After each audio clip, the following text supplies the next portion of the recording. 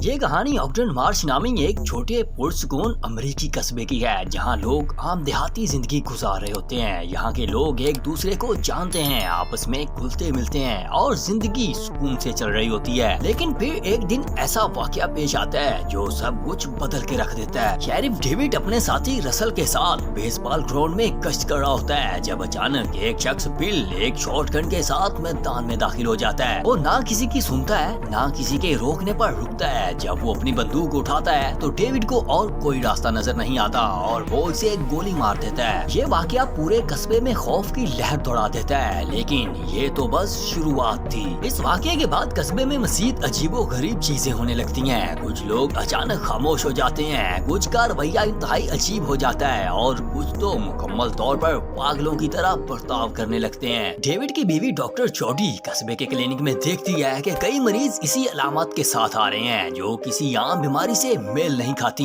इनमें से कुछ बेहस हो जाते हैं, कुछ खुद को नुकसान पहुंचाने लगते हैं और कुछ शदीद पुरतशद्दुद हो जाते हैं। इस दौरान डेविड और रसल को पता चलता है कि कस्बे के करीब एक दरिया में कोई बड़ा हादसा पेश आया है। वो दरिया जिसका पानी पूरे कस्बे में सप्लाई होता है, इसमें एक फौजी तैयारा गिरकर तबाह हो गया था। तैयारे में मौजूद एक खतरनाक केमिकल जिसे ट्रक्सी वायरस कहा जाता है पानी में शामिल हो गया है। ये वायरस इंसानी जहर को बिगाड़ कर लोगों को पागल, बेहस और पुरतशद्दुद बना देता है। चंद दिनों के अंदर अमेरिकी फौज पूरे कस्बे में पहुंच जाती है। वो लोगों को जबरदस्ती घरों से निकाल कर कैंपों में ले जाते हैं, जहां मुतासर और सेहतमंद अफराद में कोई तमीज नहीं की जाती। हर शख्स को बराबर समझा जाता है। डेविड और जोड़ी को भी पकड़कर एक कैंप में ले जाया जाता है, जहां फौज मुतासर अफराद को अलग करके मार रही होती है। रसल किसी तरह डेविड को वहां से निकालने में कामयाब हो जाता है और वो दोनों जोड़ी को भी छुड़ा लेते हैं। लेकिन कस्बे में रहना अब खतरनाक से भी खतरनाक होता जा रहा था। अब इनका एक ही मकसद होता है, कस्बे से निकलना और महफूज मुकाम तक पहुंचना।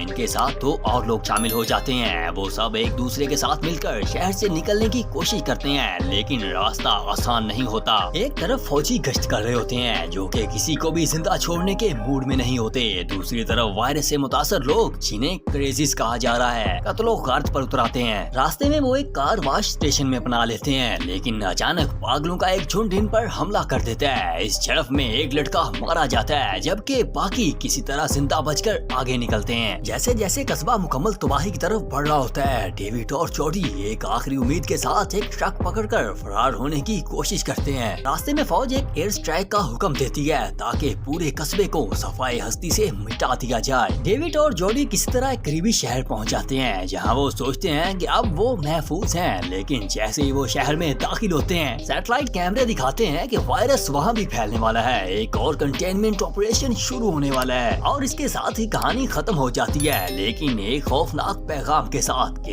ये वायरस अभी खत्म नहीं हुआ। ये फिल्म ना सिर्फ एक ज़ॉम्बी हॉरर कहानी है, बल्कि एक खौफनाक हकीकत की तरफ भी इशारा करती है कि हुकूमतें किस तरह किसी भी खौफनाक तजर्बे को छुपाने के लिए अपनी ही आवाम को कुर्बान कर सकती है।